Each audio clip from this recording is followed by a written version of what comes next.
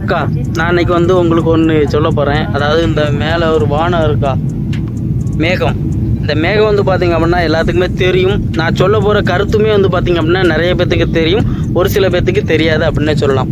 இந்த மேலே இருக்கிற மேகம் பார்த்தீங்க அப்படின்னா கிட்டத்தட்ட கீழே இருந்து ஒரு 15,000 அடி இருக்கும். அதுக்கப்புறம் பார்த்தீங்க அப்படின்னா இது ஒரே அடுக்கு கிடையாது மக்கா. அந்த 15,000 அடிக்கு மேலே இந்த மேகம் இருக்குது. இந்த மேகத்துக்கு மேலே பார்த்தீங்க அப்படின்னா அதுக்கப்புறம் ஒரு 10,000 அடிக்கு மேலே இன்னொரு மேகம் இருக்கும், அந்த மேகத்தட்டுகள் இருக்கும். அந்த மேகத்திலிருந்து ஒரு 10,000 அடிக்கு மேலே பார்த்திங்கன்னா இன்னொரு மேகத்தட்டுகள் இருக்கும்.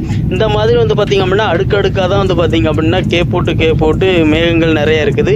இது பார்த்திங்க அப்படின்னா நான் விமானத்தில் ட்ராவல் பண்ணும்போது தான் பார்த்திங்க அப்படின்னா இந்த இது நான் பார்த்தேன். பார்க்கும்போது பார்த்திங்க அப்படின்னா அந்தளவுக்கு சூப்பராக இருக்கும். அடா பாவியலா, எப்படி சொல்ல, இயற்கையை ரசிக்கிறது பார்த்திங்கன்னா உண்மையிலே சூப்பராக இருக்குமாக்கா. கண்டிப்பாக பார்த்திங்கன்னா உங்களுக்கும் தெரியும் அப்படின்னா நீங்கள் மறக்காமல் சொல்லிட்டு போங்க. தெரியல அப்படின்னா கண்டிப்பாக தெரிஞ்சுக்காங்க மக்கா. மேகம் ஒரே அடுக்கு கிடையாது, பல ஆயிரம் சொல்ல முடியாது, நிறைய அடுக்குகள் இருக்குது அப்படின்னே சொல்லலாம்.